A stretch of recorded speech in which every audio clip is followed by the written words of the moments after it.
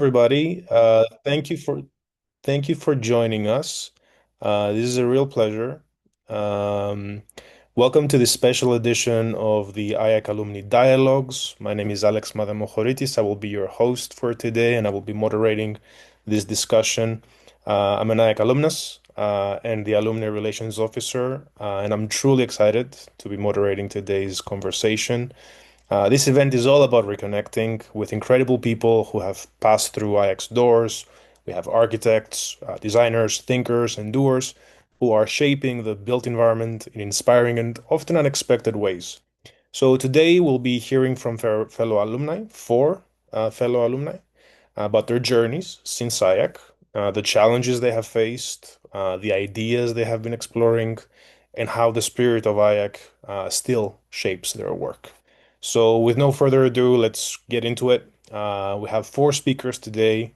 We will start off with Ingrid Noronha Vaz. She's a Brazilian architect and designer focused on digital fabrication and advanced wood design. She's an alumna of the Master in Advanced Architecture. Her work bridges architecture and computational design, material research, and fabrication processes. She's currently collaborating with a company called Wood on timber fabrication process projects in Miami while leading Innova, her independent practice where she explores innovative approaches to interior and architectural design. So, Ingrid, it's a pleasure to have you with us. The floor is yours. Please feel free to unmute, share your screen, and tell us all about your journey. Hi, everyone. Thank you, Alex. Thank you for the introduction. I will start my presentation here, where I want to show you a little bit of my... Can you see my screen? Yes, great. Yes, going well. Okay. Hello, as Alex said, I'm Ingrid. I'm an architect from Brazil. I did MAA 1 in 2022-23. And today I work in the intersection of design, wood, technology, and also working with remote and international collaboration. Uh, okay. So today I'm going to show you a little bit of my journey and how I became a turning point to it. In 2018, I finished my bachelor's degree in Brazil. That was also the first year that I heard about IAAC. I was deeply interested in materials, construction, and making. And I wanted to connect design and technology, but I didn't know how to bring that into the real world practice. At the same time, I saw a video of IAAC and I felt that was the right place. But at the time, I didn't have the financial conditions to leave Brazil, to move to Barcelona. So instead of that, I started my companies. My first company was Innova, where I developed interior and architectural projects. And then later during the pandemic, I created Cabin, a practice focused on cabins and modular structures that reconnect people with nature. The work was very meaningful for me, but being solo entrepreneur and especially during the pandemic was very challenging. So after 4 years of professional life, I still felt that something was missing. In 2022, I received an email from IAC, an institutional email, saying that I could apply for that year and I could be living in Barcelona in September if I applied. So I applied, I got accepted. And from that moment, I started to live with a lot of courage because I had to trust the process. Visas, moving countries, new language, financial risks, none of it was easy. But today I can say with absolutely sure that was worth it. It was one of the most beautiful, intense, and challenging years of my life. And I completely changed the way I think and work. Wasn't only about computational design or tools. It was about mindset, learning by doing, and trusting the process, collaborating across cultures, and understanding architecture as a system that connects design, technology, nature, and society. So graduation came. It was a dream for me, but after that, I had to return to work. I didn't have an European visa, and I wasn't sure about my next step. I moved to Miami to be close to my sister, and that time I built some connections. Later, I returned to Brazil and restarted Innova. At some point, I felt frustrated because I was working hard, but feeling like I had come back to the point that I started.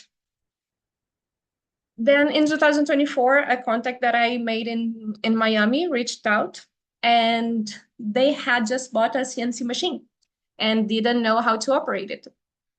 So that was I worked the most in IAAC. What I wanted to work more was with wood and fabrication, and that became a partnership. I started developing digital fabrication projects and generating CNC files remotely, which allowed me to work from anywhere in the world. But more than that, I was finally able to go deep into making. The frustration that I used to feel as a designer who couldn't fully control the outcome of what I created was gone. I began to work deeply with wood joints, grain directions, and machine precision, understanding how design decisions directly affect the fabrication and the material behavior as well. In 2024, the workload grew beyond what I could handle alone. So I reached out to the IA community and I expanded my team. I brought Hazal and just a second, sorry. That, that wasn't supposed to be the outro. So together we developed the design. Sorry, I brought Hazal to my team, and she's a grasshopper expert, and she took us to the next level. Together, we developed a design and fabrication system that allowed the company to scale, improve the quality of the final products, and optimize material and use as well the production and installation. Today, I'm the head of design and digital fabrication of a company in Miami, and I collaborate with an international team working fully remotely, and I live as a digital nomad. So what I gave it to me was that I have now the confidence to build a career that is not only tied in only one place. Last month I was in Europe. Now I'm in Turkey. Next month I'll be in Miami, then Guatemala and Brazil. So for prospective students, my advice is simple. Don't come to IAAC to just learn the tools. Of course, learn the tools as well, but come ready to question, how do you want to collaborate, to live, to work in the world? The value of IAAC stays with you longer than the program ends. And the way you think, they connect and build your own path. So message is education doesn't change everything overnight, but it gives us choices and chances to leave the places that we no longer fit, chances to open doors that we didn't even know that they existed. And choosing IAAC was a decision that gave me that. And I wish you luck and courage to create your future. Thank you. Wonderful. Thank you so much, Ingrid, for this great Thank you. exploration of your journey. And what a journey it's been. Now, let's move on to Joaquin Rosas Sotomayor. He is the founder of Moving Works, a distributed design collective focused on high-impact social projects. Trained as a designer in Chile, he teaches at Design Lab UAI and has extensive experience in digital fabrication, robotics, material exploration, and circular economy. He has worked with FabLab Santiago and FabLab Universidad de Chile. He's led multiple research projects funded by Chilean public grants and regularly delivers advanced workshops on design, technology, and biofabrication.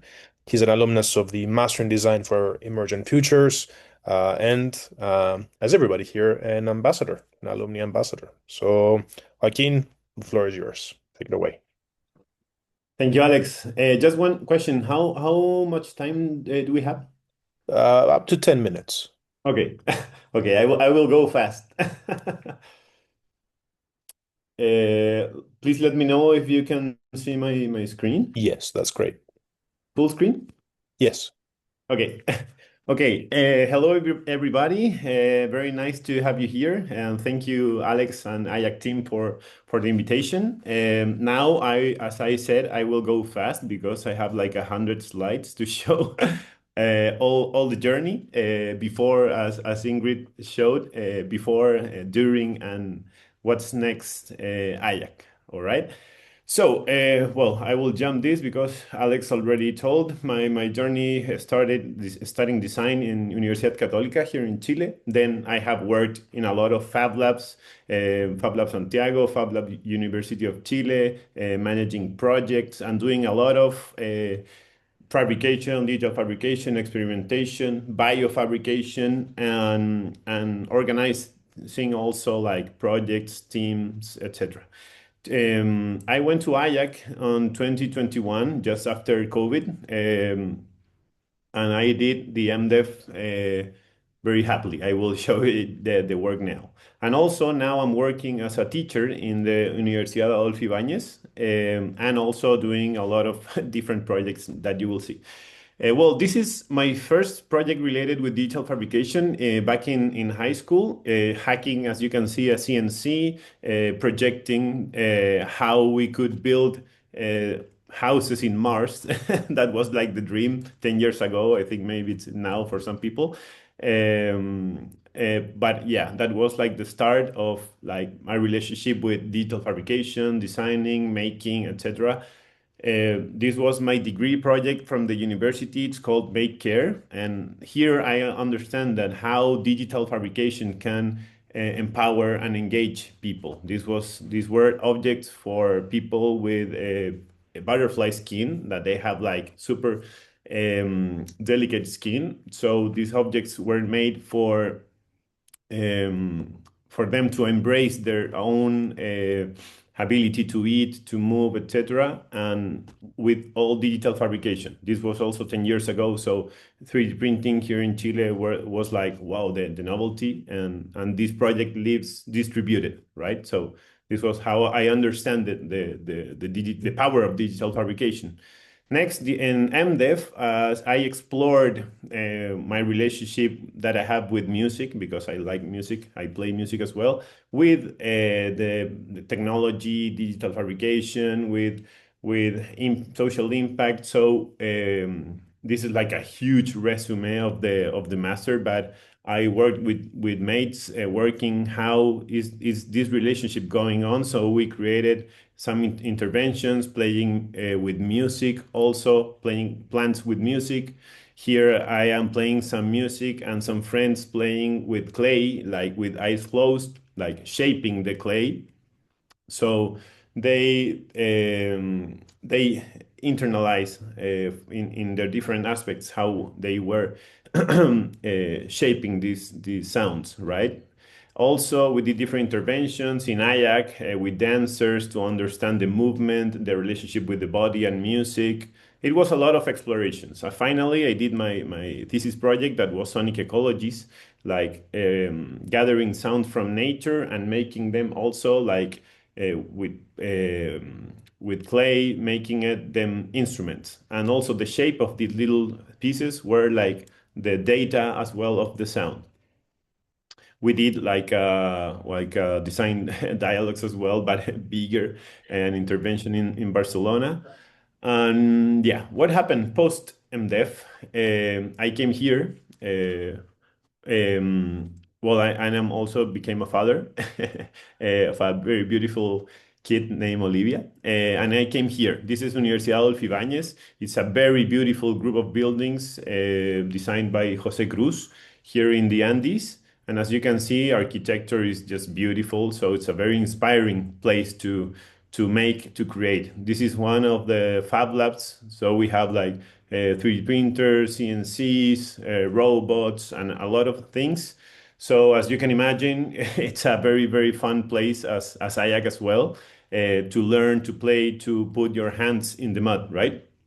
Now I'm showing you some of the work of my students, Interface Design Studio, 3D modeling, like this is also Design Studio, where they experiment a lot of creativity, experimentation with natural process, right? Related with building, with designing, some hacking, right? I also love like machine hacking as well. I do some workshops here. So these are like some iterations of my students where I also make them like make composition, art, different projects. These here we have two masters. a Master of Innovation in Design and also in Science in Design. For example, this is one project when some students of mine recycled polyester from school uniforms, right? Like all the waste of that. So they made material from that, and it's an amazing project. This is another project also from the other master called Master in Design Sciences.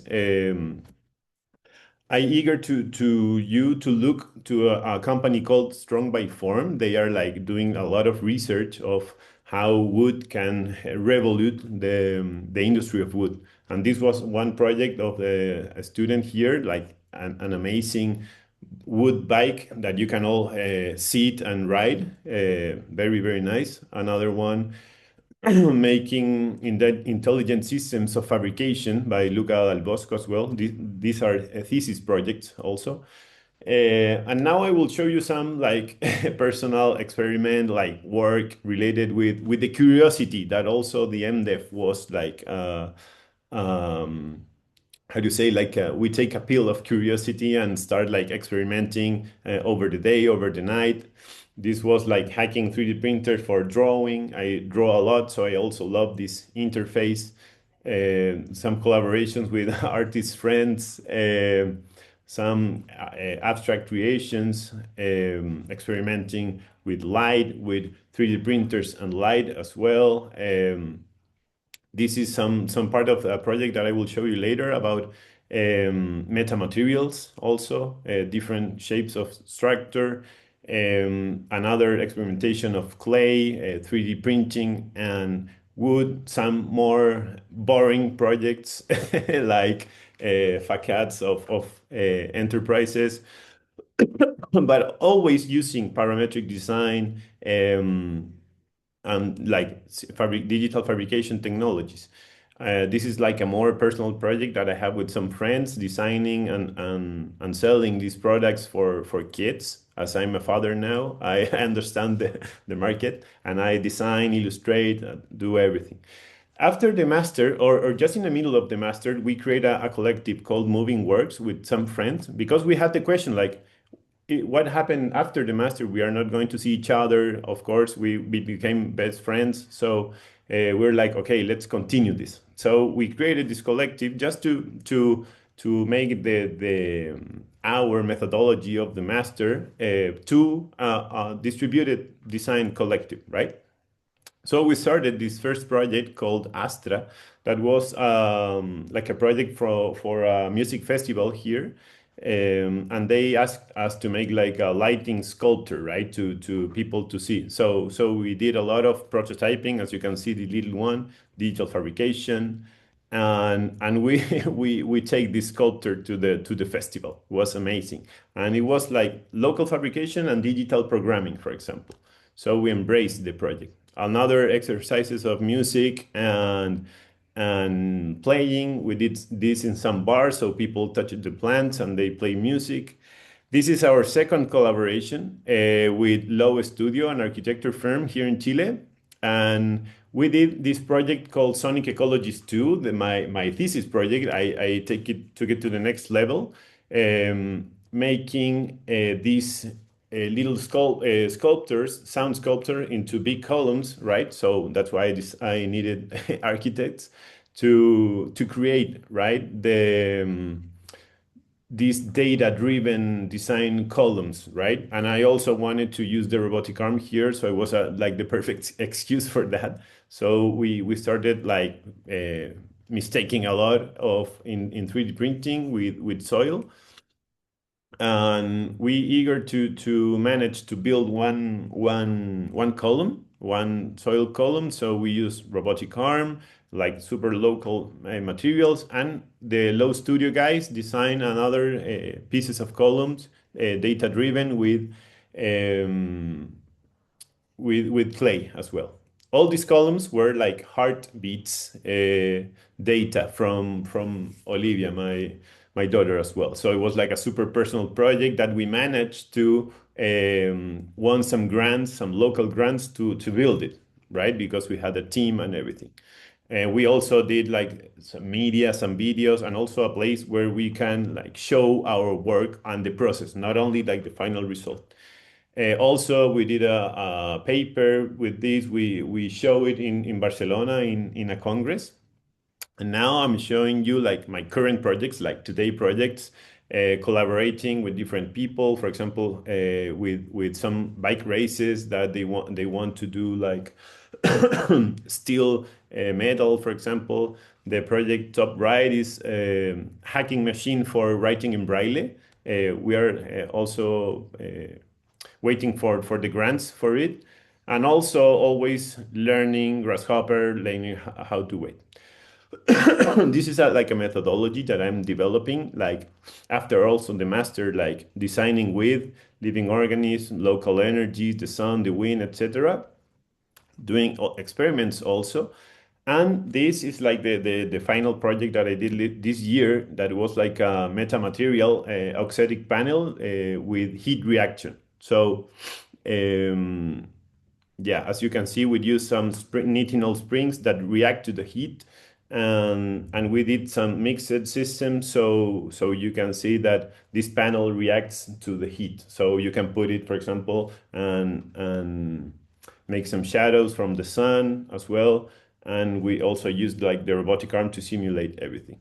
You can see everything of that what I'm showing with more detail also on my web page. I will show it later, and also with this like academic driven design, we also published some paper with this.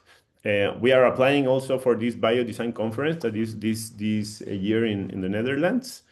And yeah, some tips, as Ingrid showed, like that I always tell to my students: learn, collaborate, prototype and document everything.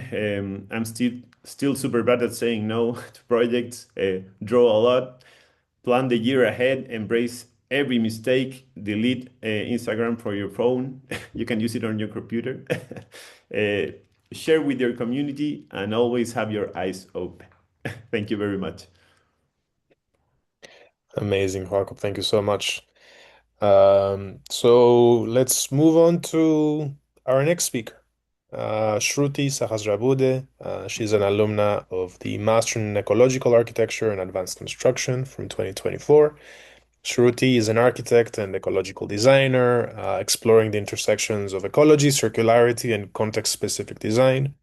Her work draws on local materials, traditional knowledge systems, and regenerative thinking, developed through both academic research and professional practice.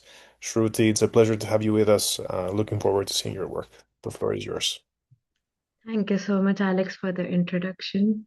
I am still a bit of a learner, a bit of a doer, so I have a long way to go. But yeah, I try my best to do justice to whatever you mentioned. Let me just share my screen. Just a minute.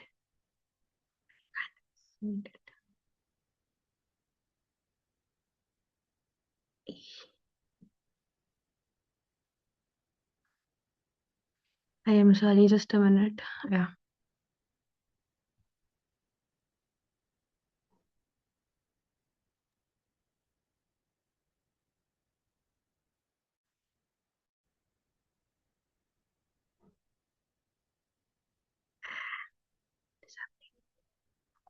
Seems like it's loading. Yeah, I think. Where did it go? Yeah. We can see your screen. No, I am unable to share my. Just a minute. Yeah.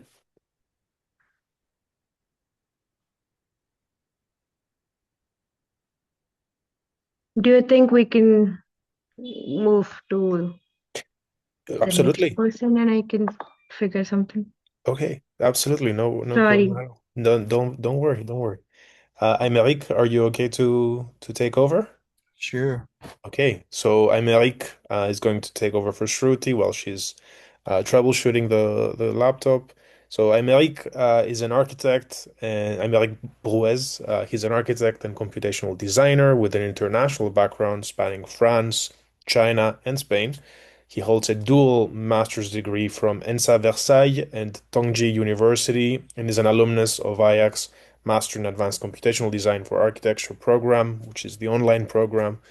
He's currently based in Paris at Snøhetta's Paris studio. He contributes to design projects while participating in the office's research group on artificial intelligence, exploring its creative, ethical, and methodological implications for architecture and urban futures. Aymeric, the floor is yours. Thanks, Alex. Thanks for the introduction. I will try to share my screen. If it works. Yep. That works, yeah. Yeah. So, hello everyone. I'm really happy to see so many people interested in the MACAD, maybe, or at least in IAAC. So I will make it super quick to compensate for the 100 slides of Joaquin, but I hope it's still interesting. So first, let me introduce myself. So as Alex said, I'm Aymeric, and you probably heard it already, but I'm French architect, and I graduated as an urban planner and computational designer lately after my master also in architecture. And I recently joined Snøhetta Paris, but more on that later. And about my profile, maybe you can recognize yourself in that, but I love architecture and I also love technology. So ultimately, merging the two together is the best thing to do. And thus, I wanted to do more to merge them together. And I joined IAAC with the MACAD in September 2024. So now a quick glimpse on the Master in Advanced Computation for Architecture and Design. So I graduated last June in 2025, and you can see the picture of the graduation, which was an amazing period in Barcelona.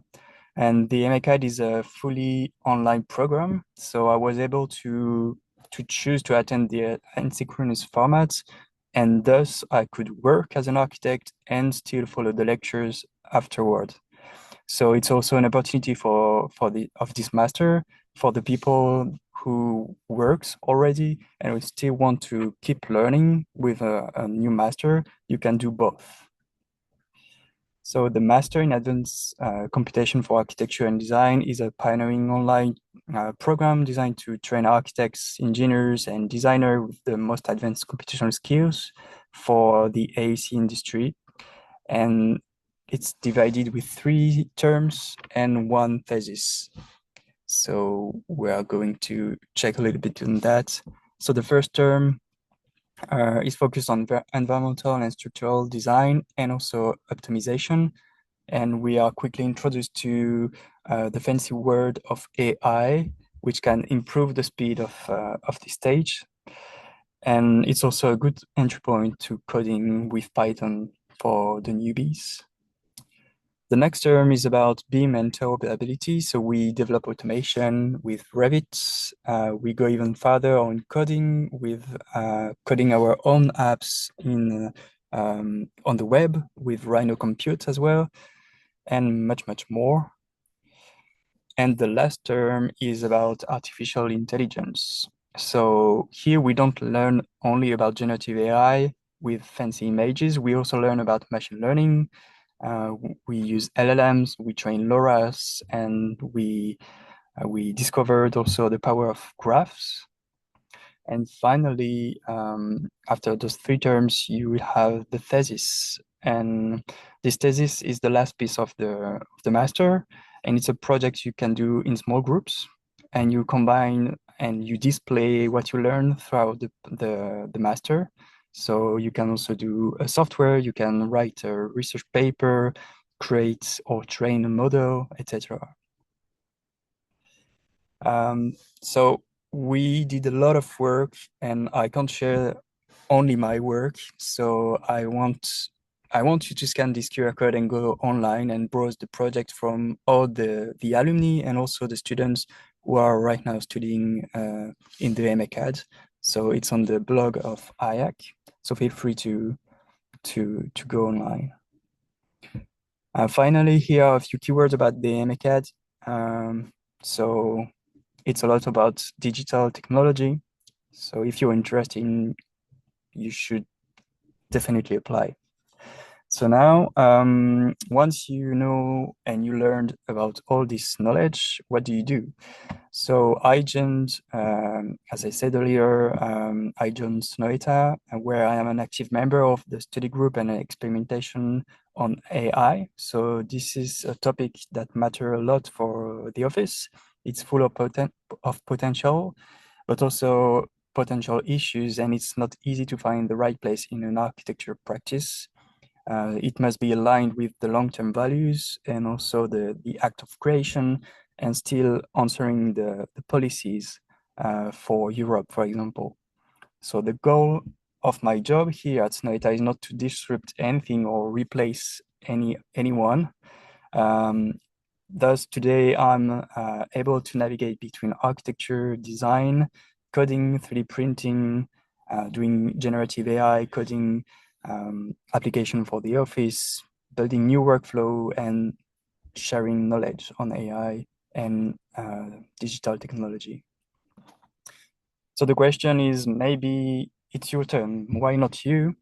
And yeah, that was a quick glimpse into the MCAD and how it opened my world. It's an amazing experience, and all of the work you can do, it's really worth it. And even though it's an online program, you can connect with people who becomes your friends. And we still meet, by the way, with a lot of the alumni around Europe. We go to conferences together in London, in Paris, in Barcelona, Amsterdam. So it's a nice way to meet great people. So if you are interested to join motivated students and learn from the best professional, inspiring teacher, all this remotely, MCAD is maybe the best option for you. And if you have any question, you can contact me, and yeah, I will be happy to answer. Wonderful. Thank you so much, Aymeric. Great presentation. So let's go back to Shruti. Shruti, how are we doing? Yes, Yeah? yes, I have the Chrome open. It just decided to shut down for some reason. Okay. Well, that happens. Do you want to share your screen? There you go. Sure. Can you see my screen now?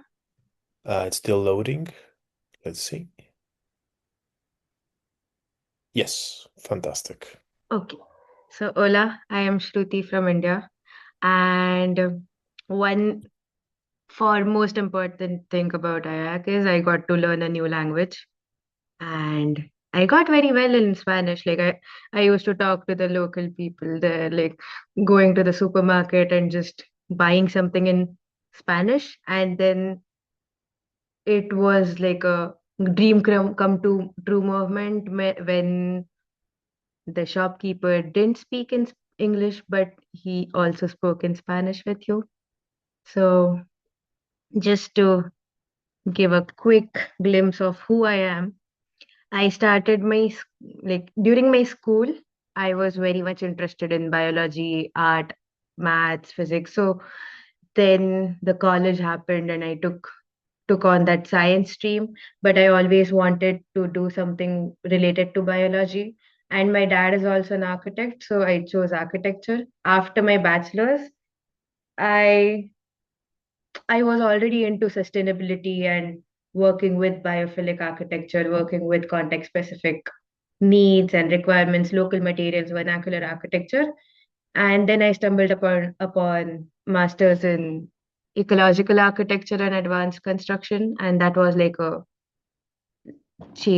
life changing discovery for me.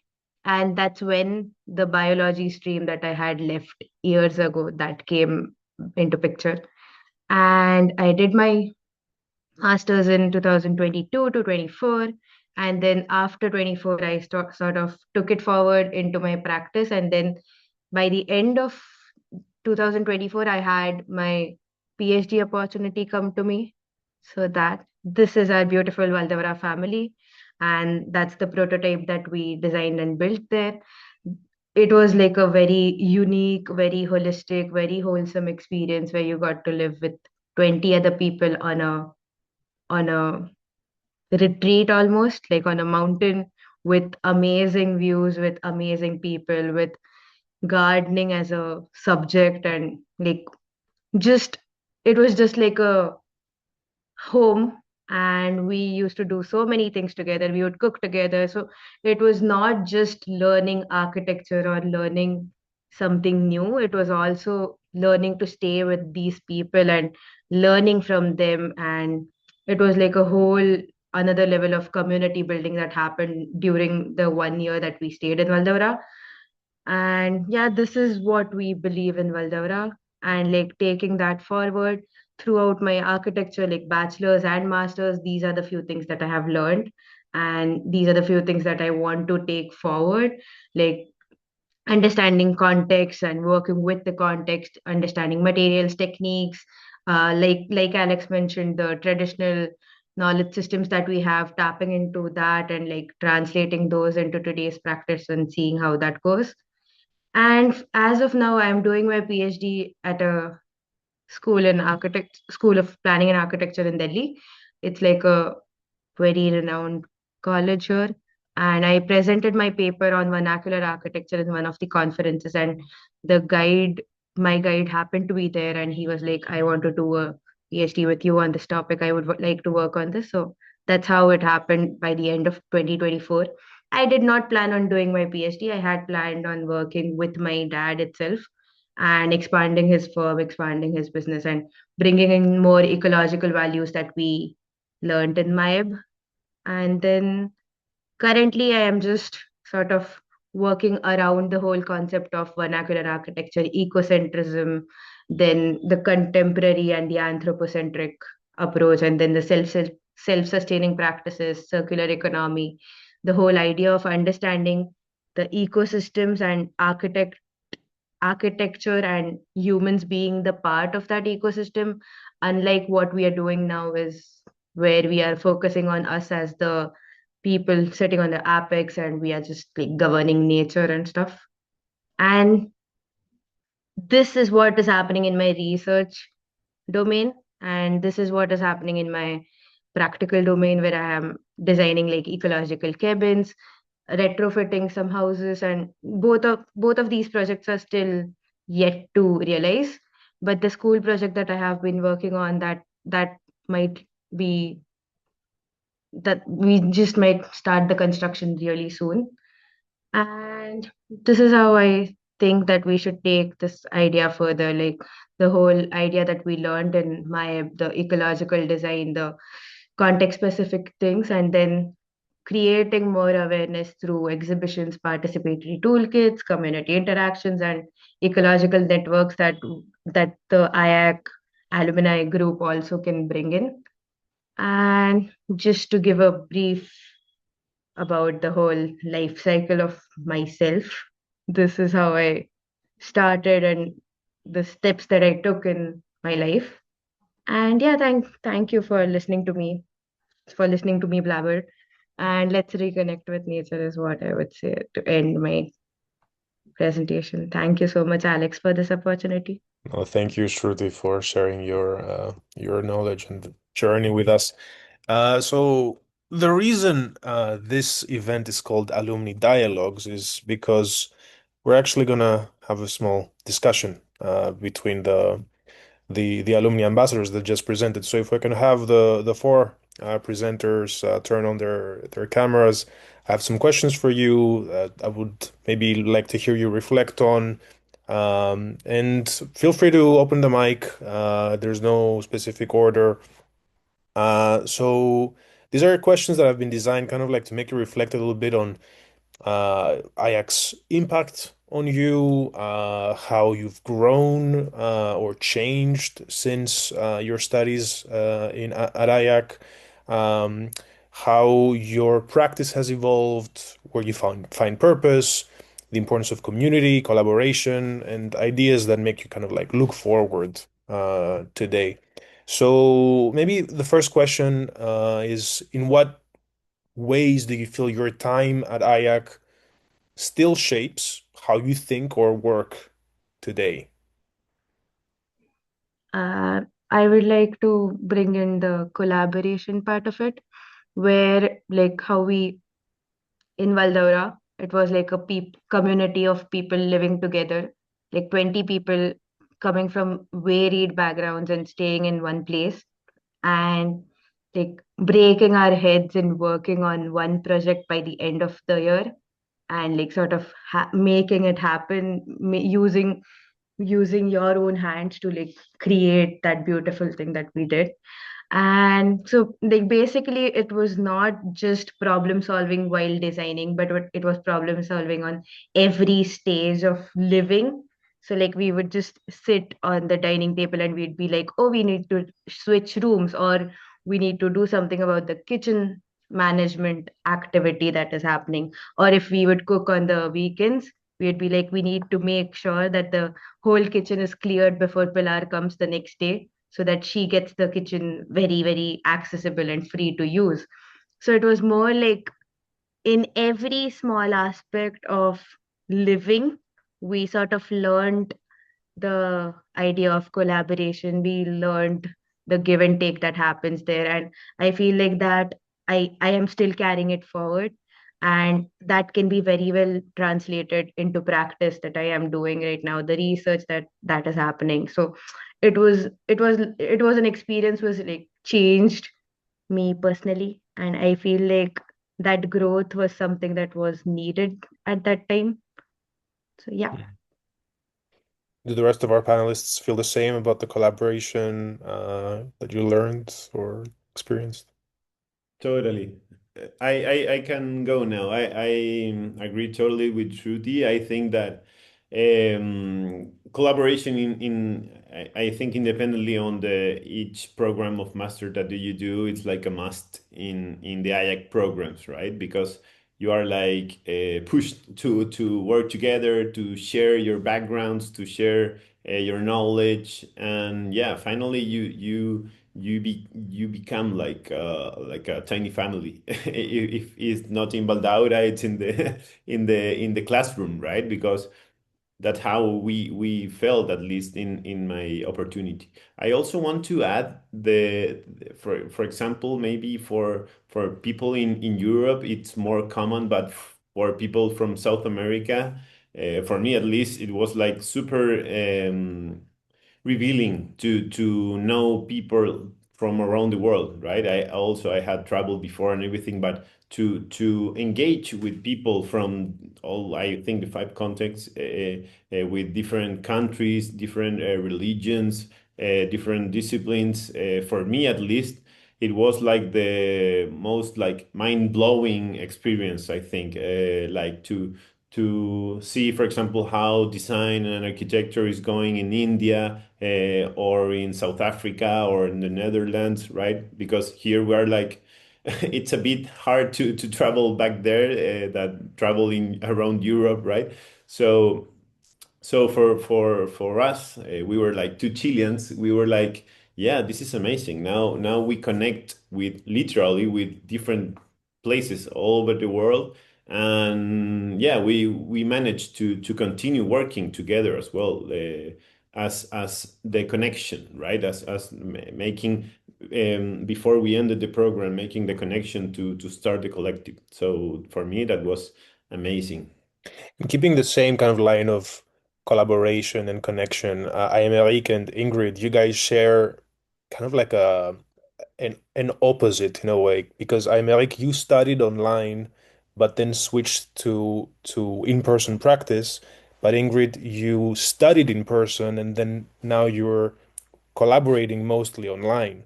So do you see a kind of like a, a difference or a transition or kind of like how your ability to connect and collaborate with architects and designers and fabricators switched from your studies to practice, keeping this idea of in person and online? I don't know if there's a question there, but it feels like there's something interesting that could emerge.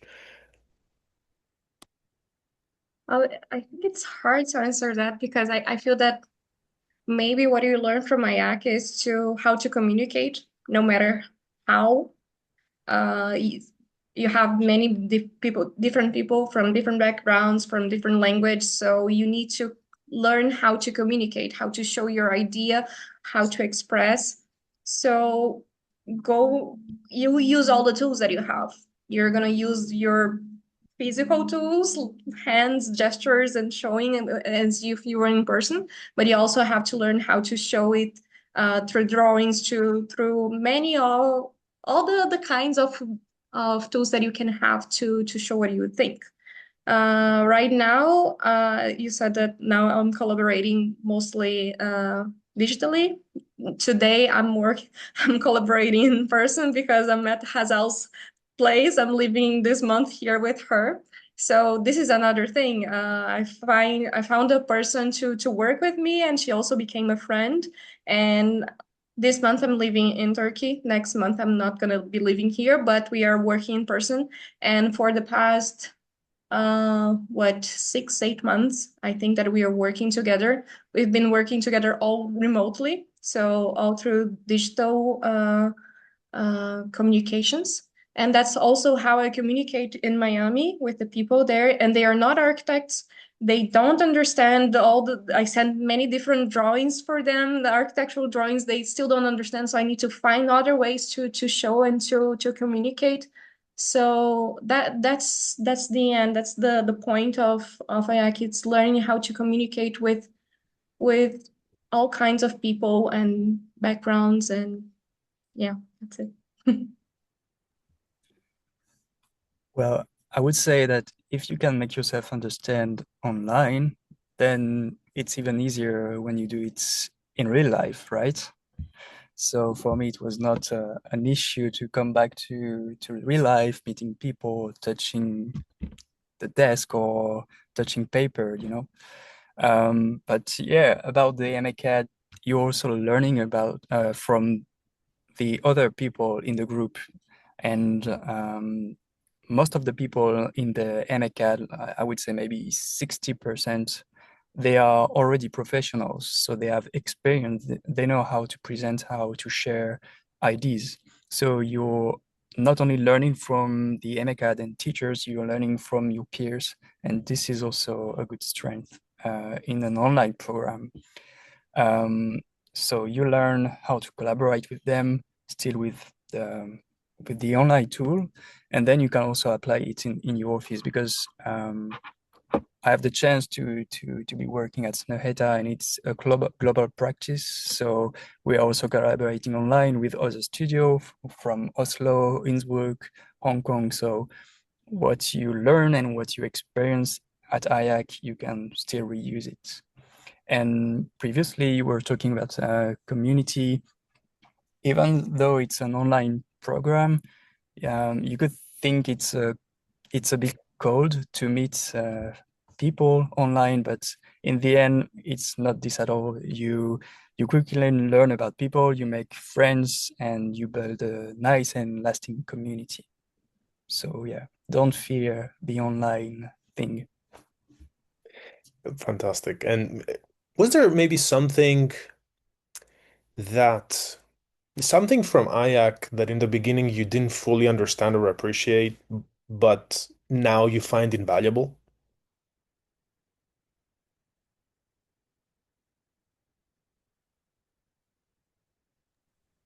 Uh, I would like to add to this. When I first read about the course, that like we were going to stay in a forest and in a cabin which is like built 200 years ago, I was not fully sure whether it was legit. It felt like a scam where it was just, I don't know. I'm just I'm just telling what I felt, like very, very honestly, genuinely. But it What are felt they like doing out there in the we were, forest? yeah, in the woods, in the forest. What will we do at night? And will they just bring us there and kill us? I don't know. Like that was something that I felt for the first time when I read about my. But then I kept on reading it. I kept on reading it with my parents, with my family, and then in like 4 5 readings of the booklet and like going through number of videos which were published on the website and talking to a few people, I finally figured that it was legit, and the whole experience was really really something that was very unique to Valdeora. Like yes, Barcelona as well, but it was very unique to Valdeora. And then when we first came to Barcelona, that was my first time leaving India. So my parents also accompanied me for like 2, 3 days, and we went and we saw Valdeora and we met Alex, then coordinator of that course, and he showed us around. He was like, "Oh, this is where you'll be leaving, and this is what you'll be doing. This is the Fab Lab. This is the agroecology section that is happening." And he just showed us around, and he was like, "Oh, you can come take a cab from Valdora station to the Valdora labs." And we were like, we were confused till even we got there. But then everything kept on falling in place, and we were like, yes, okay, now it feels correct, and I am in the right place. And then my parents were also very satisfied with that tour. And then Alex suddenly decided to leave, and they were like, "What will happen now?" But then Essen came into picture, and she was also very sweet, and so yeah. Yeah. Anybody else? Something that, in the beginning, I mean, IAC, I mean, not just IAC, but any university before you enter and go through its doors, it's kind of like a world of its own. So I know from personal experience that, that there's a lot of questions that you have and a lot of things about maybe the curricula or the classrooms, the infrastructure, the people, the ideas, the concepts, the practices. Then in the beginning, you're skeptical, but after you go through the academic journey, 9 months in or 18 months in, you say, okay, looking back, this thing, um, I was not, I had to go through it to understand it. And with a thing like advanced architecture or online courses, there's a lot of things like this, I guess, that could pop up. It's what I'm trying to fish out. Well, first, for my experience, I couldn't imagine that I would learn everything that was written on the website about the program. And then in the end, I learned even more than what was written because it's a program where you learn by doing. And the more you do, the more you learn, the more you dig in, and the more you find new things, new methods, new programming language. So you start with Python because you have to learn Python, and then you discover all the libraries. Then you discover all the other computer language. You learn about web development. So yeah, this is really impressive to see that it's reality. It's not only what is on the website. So yeah, that's just my quick answer to your question, Alex.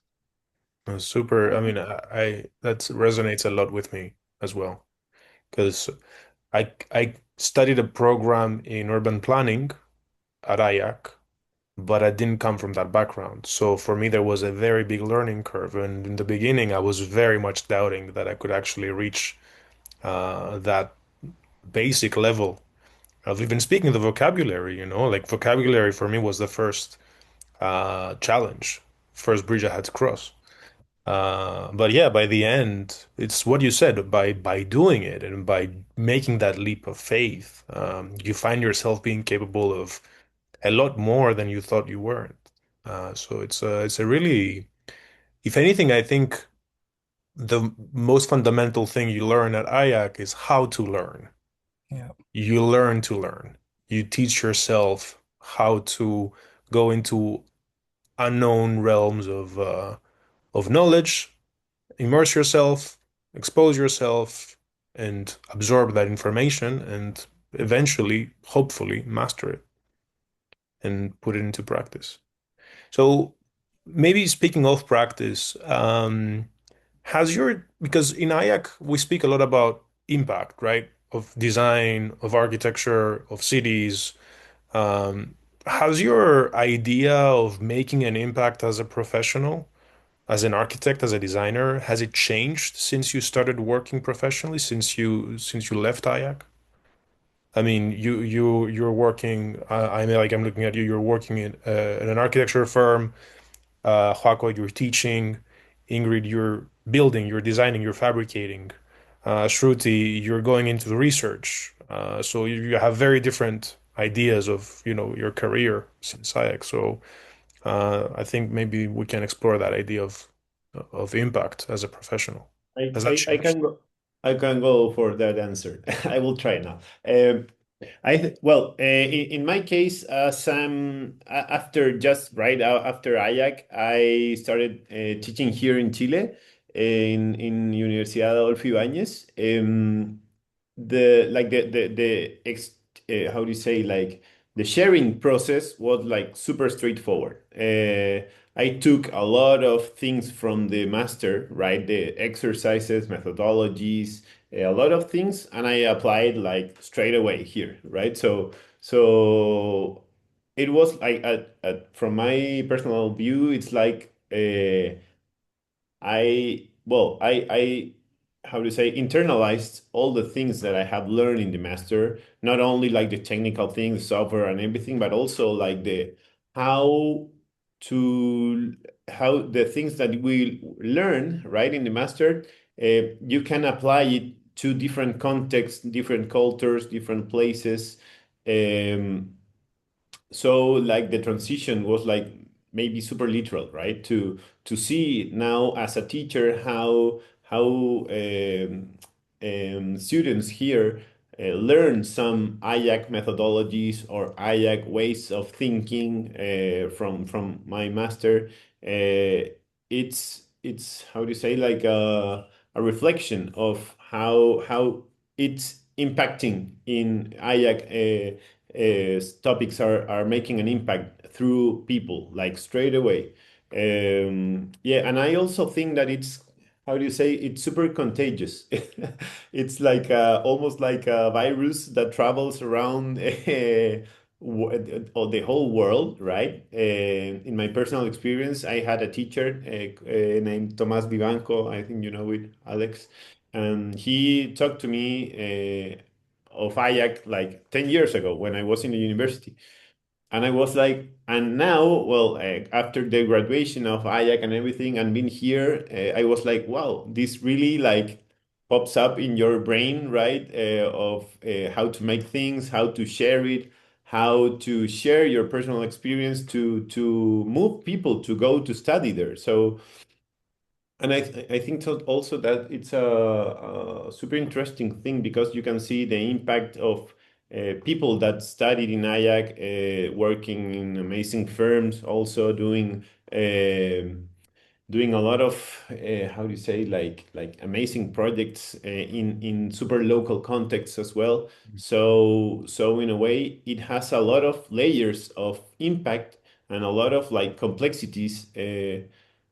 Merging with your like day by day doing with your discipline and everything. So for me, yeah, it's like how do you say, like like a good virus that Right, expand, yeah, right. everywhere. Yeah. I also feel like it's not just in the professional field, but in personal choices and decisions that we make. Mm, Like if I was given an option of either taking the metro or using my own vehicle, I would always take the metro, or I would just walk to a certain place. Walking is something that I have been become very fond of in Barcelona. Like we would just keep on walking for like 40, 45 minutes, even while getting down from Valdora, like we would hike for 40 minutes just to get to the closest metro station and then go to the city. So walking has become like a very integral part of my life. But then when I came back here, I was like, where do I walk? Like I need need a place to walk. Like right. maybe the footpaths are occupied by hawkers or something. So I need a place to walk, but I was not able to find a place to walk. So I would now just walk on roads which are heavily meant for vehicles, and I still walk because I don't want to quit that habit of walking. So I feel like it's there in these personal habits also, like just walking to places or like not cutting off the edges of any packet so that the tiny part of it doesn't like linger around and Mm, doesn't create extra. So extra living a stress on them. sustainable like living more sustainably, right? Yeah, that's a Correct. big So, big deal in IAC. We talk a lot about mhm. sustainability. That's true. Um, Speaking of Barcelona, maybe just going a little bit on a more fun note. I mean, like, I don't know if this is for you because you did the masters online, but maybe you can also pitch in. I came Uh, once in Barcelona still. there you go. Okay, so Poblenou, Ciutat Vella, Exemple, or Gracia. Which one do you prefer? Problema. Gracias. I lived in So Gracia. just for context for the listeners, these are neighborhoods in Barcelona, different places where usually the students live when they come stay in the city. And there's different fans, right? So maybe you guys can also explain a little bit. So Ingrid, you said Poblano. I mean, maybe you can tell us a little bit why Poblano is such a great place. Yeah, Poblano is such a great place because it's next to the beach. And through my whole life, I lived in the mountain city. So being by the beach was something very, very nice for me. Also, my house was 10 minutes away from Mayak by walking. So this is also a big thing. And I had everything there, and it was also very quiet, very local neighborhood. I was sharing the apartment with another girl, so it was very chill, was just the two of us. Then we were living in the hamlet of Poblano, and we could walk. There were some restaurants, but not that much tourists. So if you ever go to Ayak, maybe Poblano is a good place to live. Joaco, you said Gracia. Yeah, I'm 100% Gracia lover because, well, I not in the center of Gracia, but on the border because, yeah, maybe sometimes it get too touristic as well. But it's like a super like tiny, cozy neighborhood where you can find anything in your like 10 steps away. And also, I love also riding bike. So I was like closer to the Tibidabo and Park Colcerola Park. So yeah, and I drove bike everywhere to the beach, to Ayak, like in 15 20 minutes you can go through coast to mountains. So but Gracia, yeah, it's my favorite thing. You have jazz bars, a lot of like squares, a lot of things to discover. It has like a lot of mystique. I agree. I agree. Yeah. Shruti, what about you? Valdaura. That is not a question because any which ways anybody who does the course they'll stay there for one year in Valdora. But when we were in Barcelona, we lived near Plaza España, Okay. so three different neighborhoods Right, completely. right. But I feel like every neighborhood has its own charm and every neighborhood has its own sort of vibe to it. Like I agree with Ingrid that the Poblano is more human scale, and even I loved Poblano, and that was the first place where we stayed when we first came to Barcelona. So that always has this small corner in my heart. And then Valdeora is always going to be my house.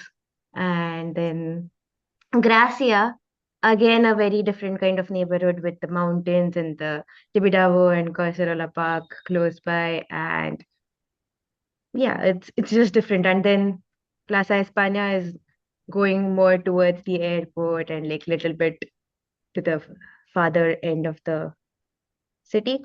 But still, it had the MNAC and these different places where you could just go and be the part of the city. And so every neighborhood has its own charm.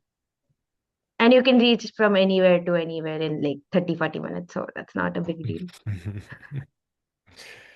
I mean, like, I don't know if you want to pitch in. I mean, you've been to Barcelona, but Yeah, but you were right. I admit I can't answer this question. I don't have enough experience.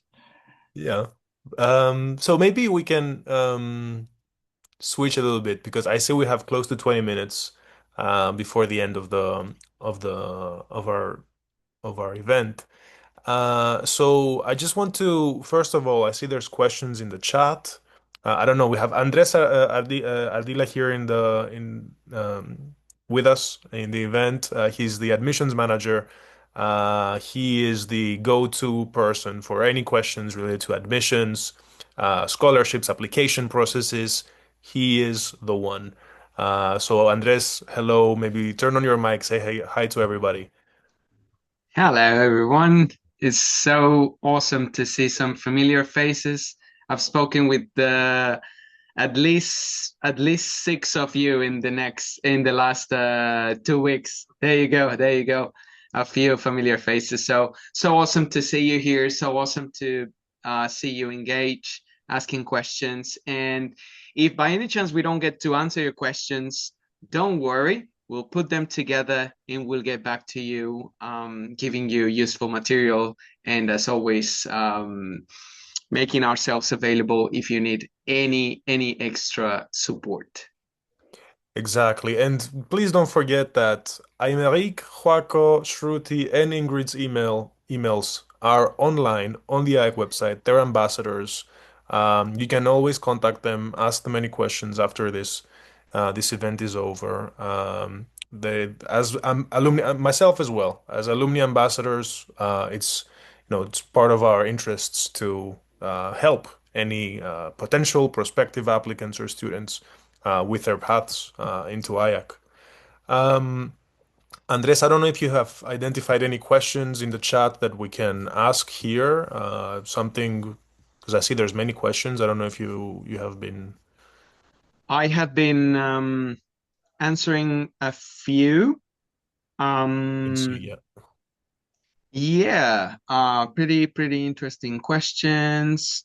All right, let me see. For example, one that regards to more than the requisites for admission. Maybe let's see if we can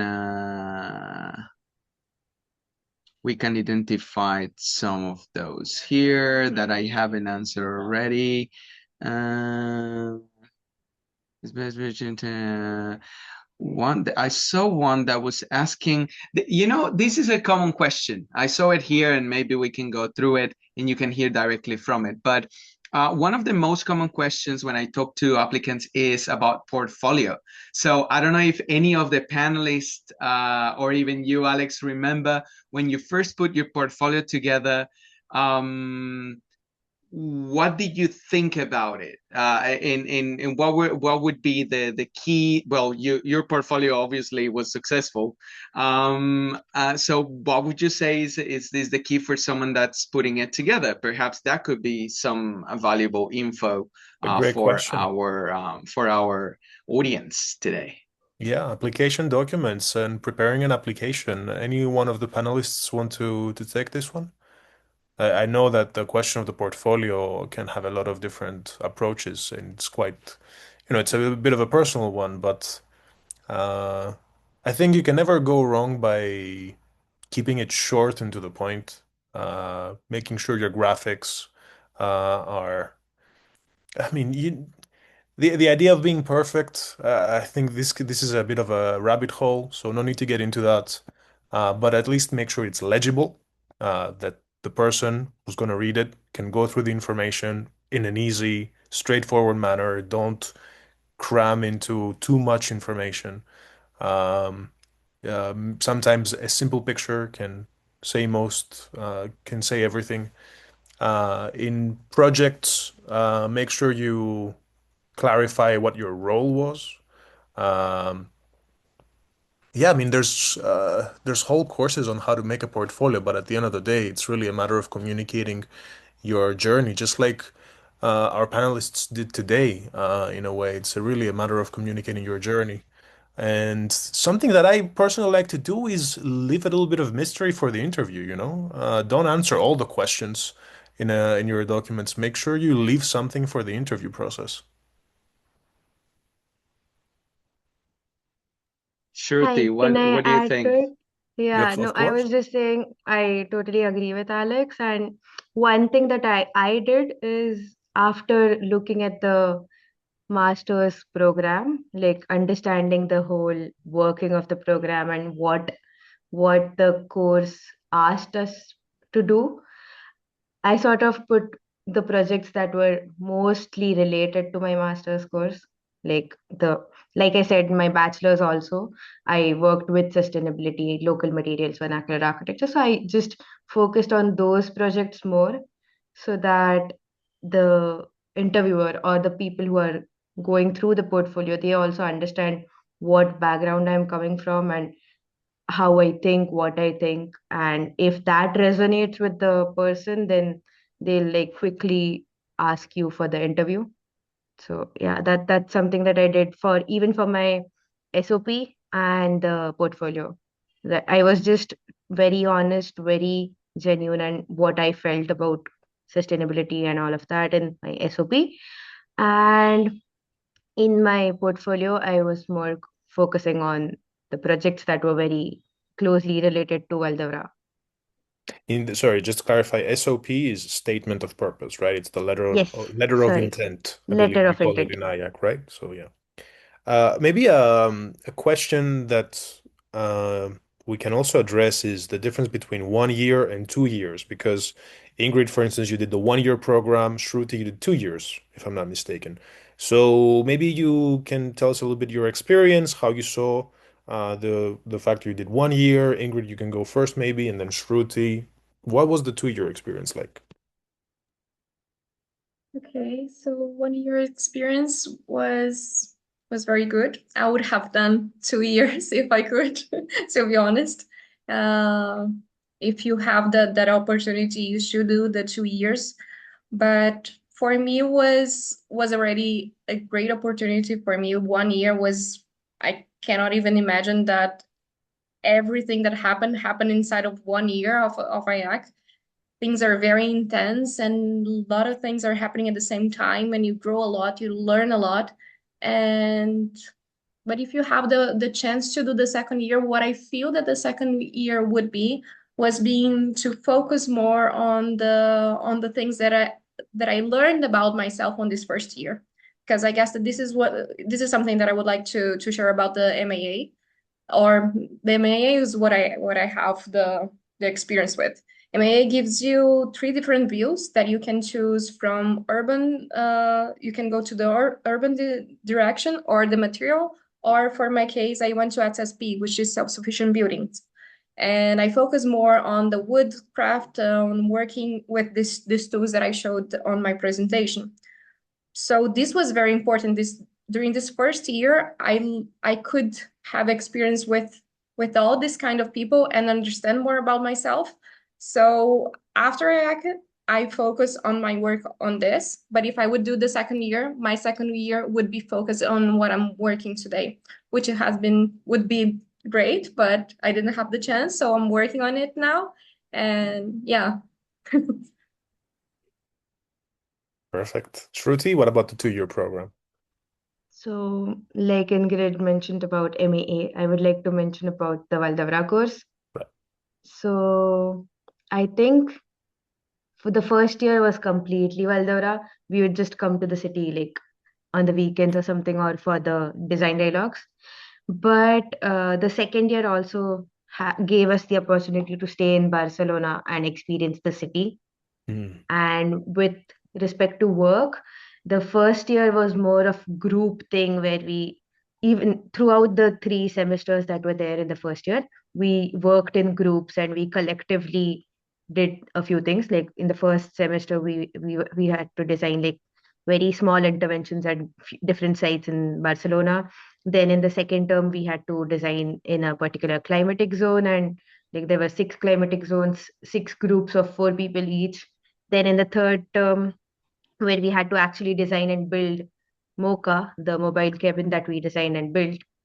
First, we were into groups of 3, then we were into groups of 6, and then further, when we decided upon one design to finalize, we reclustered and we redistributed the group into somebody who's working on the structures, somebody who's working on the interiors, and then we sort of built the whole project together. So first year for us was more of a group or a collective thing that was there throughout the year. And then during the second year, it was more of our interests and what we wanted to explore further. Like 10 of us did the second year program for our course. And There were people who were working with mycelium, with moss, with algae, with bioplastics, with earth, with wood. So it was just like one nodal thing that was there in Valdora where we were specifically working on mobile cabin. Then we just took different routes and we did different things. And even in that, we learned so much. Like everybody was working on a different aspect, everybody was working on some different issue, and maybe the core issue was same and they were trying to tackle it in different ways. So we got to learn different takes on one particular thing or different takes on different things. And that's also something that you can do in your second year, that in the first year, especially in Valdora, it is a more collective thing, and in the second year, it's more of an individual journey that you take, but you are still a part of that collective, so you keep on discussing stuff. And yeah, it's more of an open open access thing where you don't have to worry about, oh, this is my research, I don't want to share it with anybody, and you can just go to somebody and just talk about it and just sort of work together but work individually in the second year. Right. So in a way, you can go deeper into a subject rather Yes. than broaden Yeah. in many different Yeah. subjects, right? Right. Yeah. So like in the first year, we were focusing on wood as a material, but then in the second year, many different materials came into picture and we got to learn about those materials as well. So yeah. Fantastic. Thank you both. Andres, in the interest of time, is there anything that you would like to maybe communicate to the participants here about the application process, the application cycle? Well, very briefly, because the great advantage of this space is to hear from you guys. So I'll take my minute of fame, and I'll just simply just to answer some of the logistical questions there. Applications are open. We are looking forward to supporting our applicants that want to start in our next intake, which is October 2026. So this year, October, you can start applying now, submitting everything now. So you can take advantage of things like the scholarship competitions, of which I'm going to leave more info here. If you are looking for financial aid, the way you can achieve that is through competing. First of all, submitting your application and then competing for a partial scholarship. Now, last thing I'll say is that coming up in February, we have a webinar series where you are invited to join us just like today and hear directly from the program directors regarding the detail in curriculum and what are you going to see and what are you going to do and make and create. So if you're interested in that, I just dropped the link here. And that's pretty much it from me. I don't want to, you guys are the stars of the show today. And I actually saw one question. I think it was particularly for Aymeric regarding technical knowledge, particularly in software like Rhino and Grasshopper. And you know, the advantage of having used that during your studies and how perhaps you've used that technical knowledge later on in your career, because I think it's a valuable asset and one that sets you apart in the labor market. Could you tell us more about that, please? Sure. So I think it's Mario who asked about this. So my knowledge on Python was zero.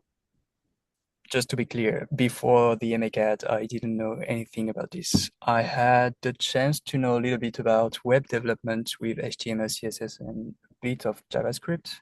So it certainly helped to learn about Python, though it's not the same thing. Today, I still use Python a lot, actually, through Grasshopper still, and I also, with AI tools, you use Python a lot, of course.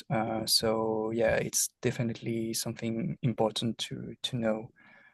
And there was also something about Rhino and Grasshopper. to apply to the MCAD, you don't need to be an expert in all of those software or programming language.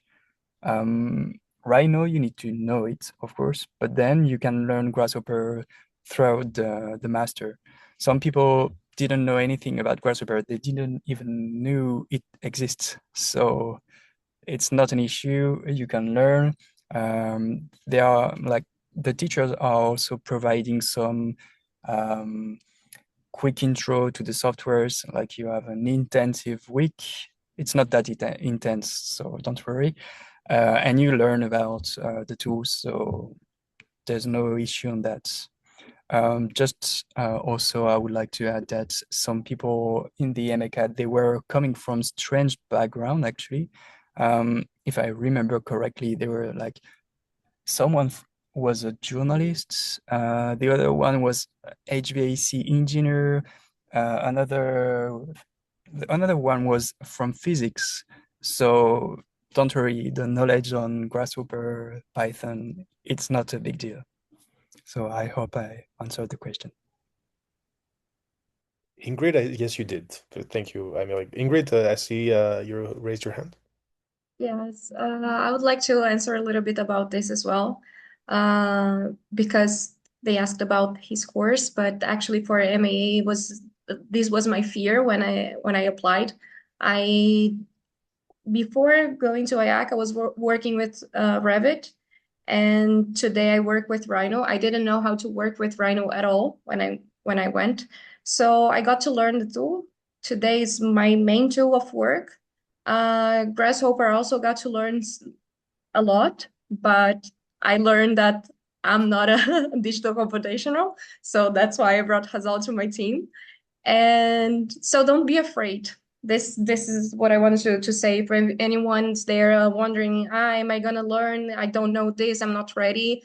You're ready. You are going to learn. So go learn, don't be afraid, just apply and do this move on your life.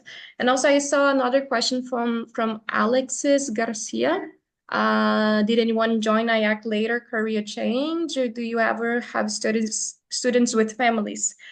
So I had a friend with me who he moved there with his family. He had a daughter, his wife, and another student also from my course also already had two kids, I think. So yes, this is also possible. You can be on a career change, you can go with your family, and obviously it's hard to be on the study lifestyle with a family, but you can do that. And I just didn't want to leave Alexis without an answer. That fantastic. And with this, I think it's the perfect note to put an end, to close to our wonderful event. Thank you all so much for such a thoughtful, inspiring conversation. It's been an amazing opportunity to hear how each of you continues to experiment, challenge ideas, and find purpose in your work while still carrying that spirit of curiosity and collaboration that defines IAC. To everyone tuning in, thank you also for being part of this dialogue. We really hope it sparks new connections, ideas, and maybe even a few unexpected collaborations. So until next time, stay curious, stay connected, and take care. Thank you all for joining, and till the next one. Thank you, everyone. Thank you very much. Thank you very much. See you. See ya. Bye-bye. Thank you. Bye bye. Thank you. Bye bye.